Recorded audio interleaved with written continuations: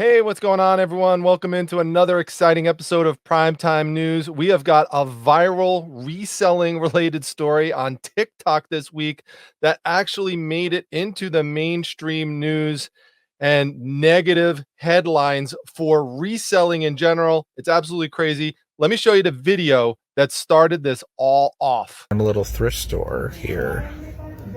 Oh, look, there's a brass swan. Let's see how much it is. $220. Well, I bet it has a cool history or something, or like was handmade, or they bought it from Goodwill for $8.99. Never mind.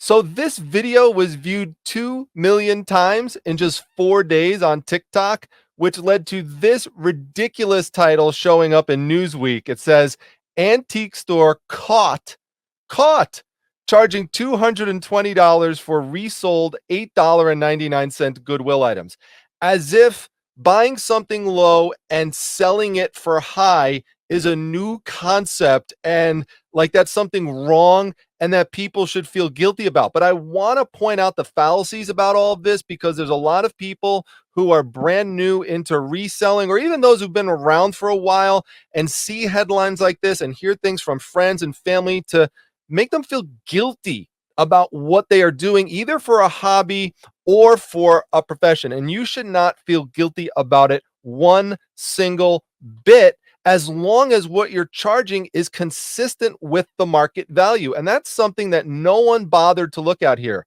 First of all, the person who made the TikTok video got it wrong. It wasn't that one swan was being sold for $220. If you look closely at the tag, it says that all three of the swans were being sold for that price. Now, I'll give Newsweek some credit. They do clarify that in this article, but what they didn't do is actually look at what the actual market value is for those three swans. So that's why you have primetime news, folks. I got to look into this stuff for you and get to the bottom of it. So I went over to eBay and here we go. I checked the sold. So this is a sold price for the swans. Three of them right there. I'll make it bigger so you can see it. Sold for $160 plus $49 shipping. So you add that together, it's about $209. That's very close to the price that they were asking for in the antique shop. And I want to emphasize, it was an antique shop. So that's a place where people resell stuff. A lot of resellers, they have antique booths. Many of you watching this have one that you have set up. And so again, absolutely nothing wrong with this. It's the same thing like going to garage sales or going to estate sales, getting stuff low, flipping it for high. Remember, for just the general public who may tune into this and are watching, or just if you just need to explain things to people, if you're a reseller, there are lots of people who just don't care and want to liquidate their stuff. So they just dump it all off. They want to make space. They want less stress. And if someone else gets it, they'll even tell you this. If you could do something with it and make money, fine. They don't care. The other issue is some people just don't know, or they just don't want to take the time into researching it. So if someone else has the knowledge, then that's our advantage. Imagine you could just redo this title and just say something like Walmart caught selling $20 item that they got for 25 cents in China. It's crazy. And if you wanted to, just to show you how things could be manipulated with headlines, how many times have you seen some type of story like this where somebody bought something for cheap in a store, in a thrift store? So they bought like a painting, right, for like $5, and then they realized it was worth $10,000. They resold it. Those people are always lauded. They're like, they're said to have just done something so amazing, which they did. It is great, but it's never said that they were caught doing it. So the issue here really that seems to set people off is that the person left the sticker on. So yeah, if you are reselling something that you got for cheap, definitely make sure you take the sticker off, because if not, you open yourself up to all of these ridiculous charges. All right, now moving on to our next social media story where someone was accused of doing something that I don't even know that they were actually doing. But it says here, Goodwill workers accused of keeping best sneakers for themselves in viral TikTok. So you see, it says the Goodwill workers really took 4 pairs of off-white sneakers out of a bin and took them to the back. So let's scroll down and I'll show you the actual video that caused all these problems here.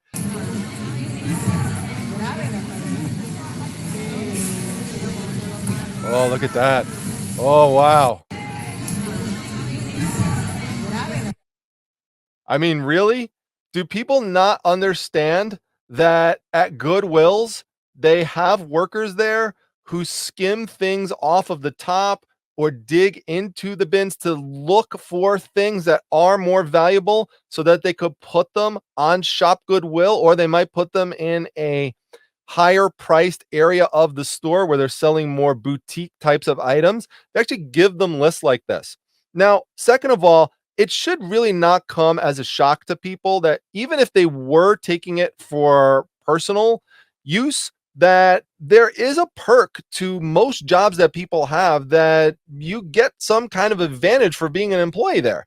And so, you get first dibs if you see something. This goes for any store. I'm not just talking about Goodwill, but it goes for most stores that you work for. That being said, a lot of stores, including Goodwills, have strict policies in place to prevent people from doing anything wrong. Like they'll put some type of protocol in place for what you are allowed to do and what you're not allowed to do. So obviously, if somebody did something wrong, then they should be held accountable for it. But in this case, I doubt that anything done here was actually wrong. They probably realized something should have been taken off that wasn't taken off originally. A lot of times they take this stuff out in the back before they even bring the bins out. Again, sometimes there's an oversight, but just be careful when you're looking at articles like this, and just make sure you're trying to think of alternate explanations sometimes, because people are just way too quick to attack people and blame them for doing something when we don't have all the facts.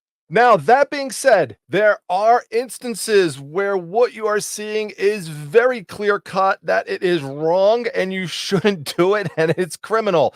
This is a very good example, and this, folks, is not a way to go sourcing. Look at what this guy does to try to steal mail out of this mail truck here. Check this out. Look at this. Boom! Look at that. He bashes right through the mail truck window. Look at this. The glass falls down on the ground. He steals all of the mail, gets right in the getaway car, and then speeds off. That is absolutely crazy, folks. Here we go again. There's the replay. Bam! What a windup on that guy. So that was in Pomona, California. Hopefully they catch this guy, but he's our first entry this week in the primetime crime series. And in our next primetime crime entry, an Amazon warehouse manager pleaded guilty to stealing about $300,000 worth of computer parts, and then he sold them for a profit to a computer parts warehouse online. I want to emphasize again that he sold it. You see how they use the word resold? These are subtle ways that reselling gets a negative connotation in the eye of the public. He didn't resell anything because it was stolen. So anyway, this guy, he's going to face up to 20 years in prison, a $250,000 fine. It's just not worth it. If you're watching this, taking things from work, even though it might be small right now, you think you're getting away with it, stop. Every single week, I come across articles like this. I could bring many more here to the show, but there's just one big example. Don't do it. There's so much stuff out there you could get for cheap, like those $8.50 swans, and resell them for $220. And in another entry in the legal realm, I mean, I don't know how StockX thought they were going to get away with doing something like this, but they created virtual sneakers. So they're not real sneakers. That's what NFT means, non-fungible token. So they're not real items. They're just virtual shoes, like a picture of shoes, digital shoes, and they're selling them and they're calling them Nike shoes. And Nike's like, wait, hold on a minute. We don't have anything to do with this, and we want to control our brand. So, there's a lot of people out there actually who are starting to create their own NFTs Do not create NFTs based on another brand or company when you don't have them signing on to it. Now, there are big companies like Disney, for example, who have signed on to making their own NFTs, and they're selling them in designated areas where they have contracts with people who are distributing them. But just to go out there and just copy something and then just try to sell a brand name based on a digital image, not very bad idea, very bad. All right, now in big legal news that affected Amazon this week and directly affects resellers, they will be shutting down the Sold by Amazon third-party seller program, and they have to pay $2.25 million to settle price fixing allegations. I want to emphasize that this is a legal settlement, and Amazon is, of course, denying that they did anything illegal. But basically, what the program did and what the allegations were is that Amazon entered into these arrangements with resellers that they would set a price for their products in an attempt to try to prevent competition for Amazon's own products. So the prices that the resellers would have to charge for things were often higher than Amazon's prices.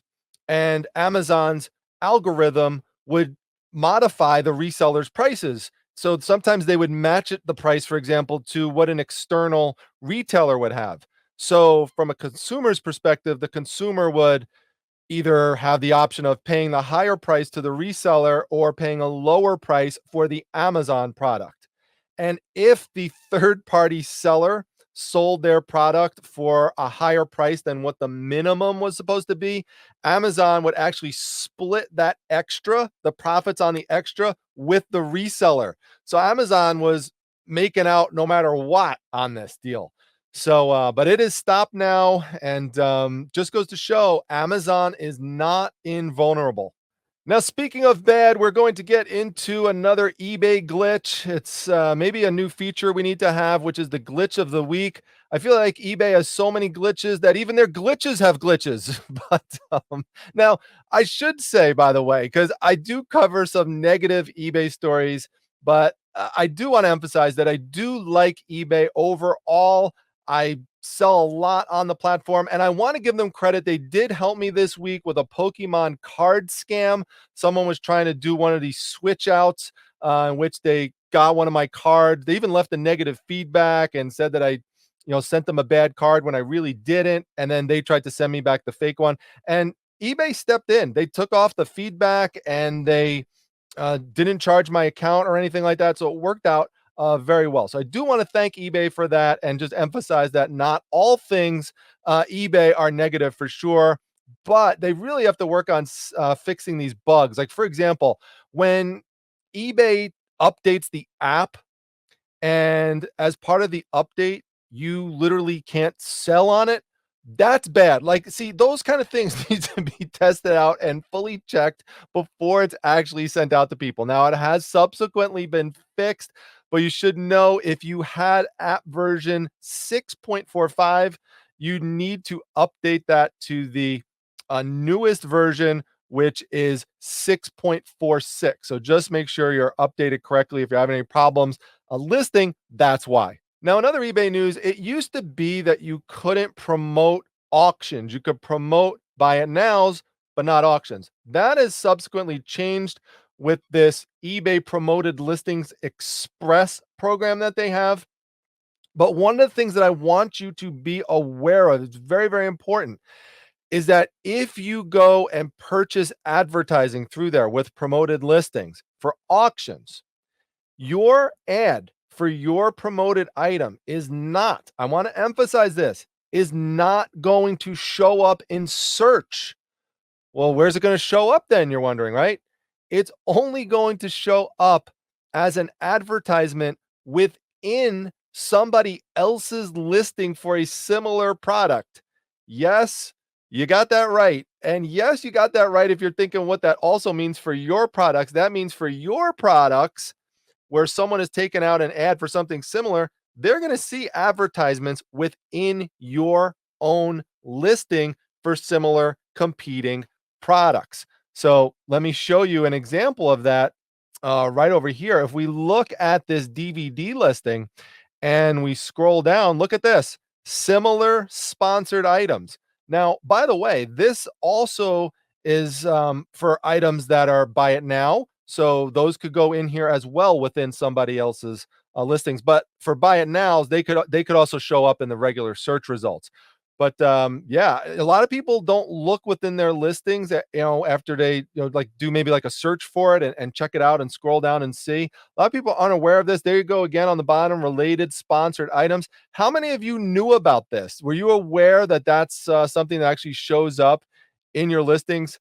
Definitely curious to know your thoughts. So now we're going to turn to some Etsy news, but I'm going to relate it to eBay in just a moment because it really goes to show how when sellers come together and they try to support a cause, that it actually could have a big time impact. So, what Etsy announced is that they are going to commit $50 million. It's a lot of money to improving customer support for buyers and sellers this year.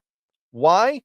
Because 20,000 sellers on the platform got together and they put a petition together, got all of those signatures, delivered it over to Etsy, and they realized that they had to make improvements. And one of the arguments that they used, which I thought was very powerful, is that Etsy has a system in which they are going to reward sellers who do a better job in providing good customer support to their own buyers.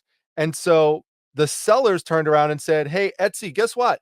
You guys don't even meet your own customer service standards that you're trying to hold us to. So why don't you role model that for the rest of us, invest in it, try to improve it, and that will make the platform better for everybody." Now, this is something that I think eBay could take a page from and try to implement themselves because there are a lot of complaints about accessing good customer service, especially lately with eBay for Business on Facebook.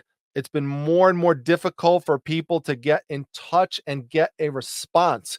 So, eBay, if you're listening, invest in customer service, make it better for the sellers and the buyers. All right, so I've got some crazy be on the lookout items here for you and some trending information. The Tom Brady rookie card sold on eBay for $2.3 million, third most expensive football card ever.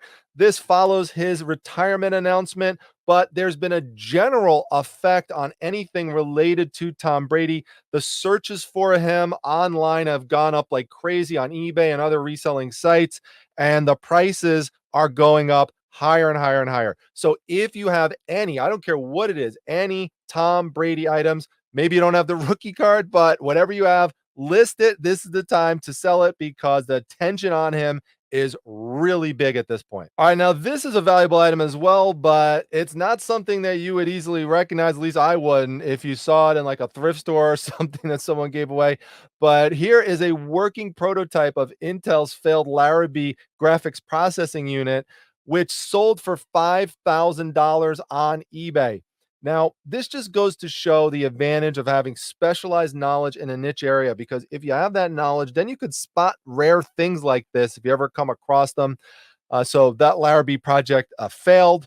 It had much promise to it, but they ultimately couldn't deliver on it. So if you could find the only one of something, it's like I talked about in my prior what sold video, which you haven't seen it, look up top. I've got an item there that sold for $1,750 because it was the only one of its kind in the world. So if you can find things like that, and they are out there, check it out.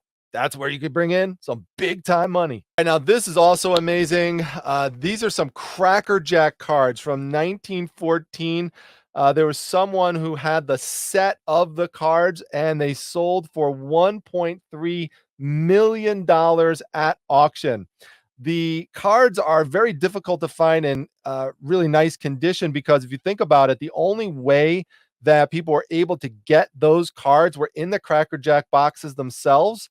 And, think about what Cracker Jack is, right? It's like caramel popcorn. So, to not have, brown caramel stains all over them is absolutely amazing. So these were sent off for grading, as you could see here.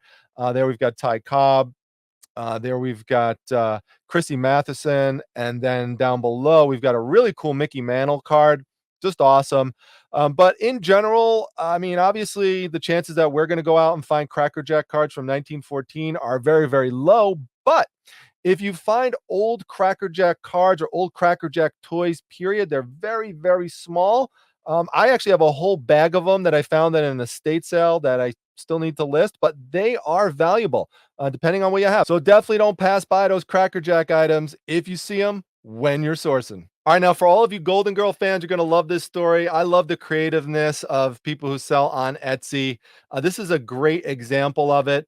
Someone took Lego parts from all different sets and they assembled them together to make a Golden Girls living room set and then sold them for $95 on eBay. And you could do that because you're being creative with Lego pieces and you're just making your own creation with them.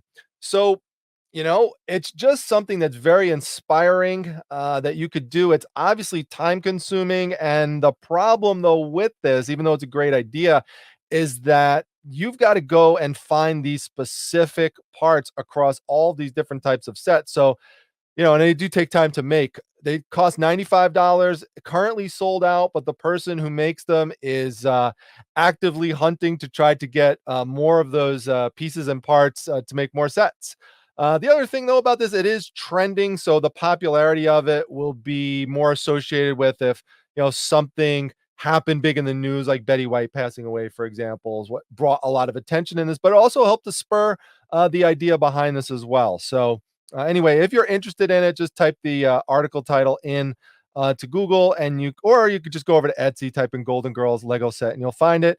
And you might be able to get on a waiting list or something if you're interested in this cool item. All right, and in our heartwarming story of the week, 10 things off. This is just a great story of an alert postal worker.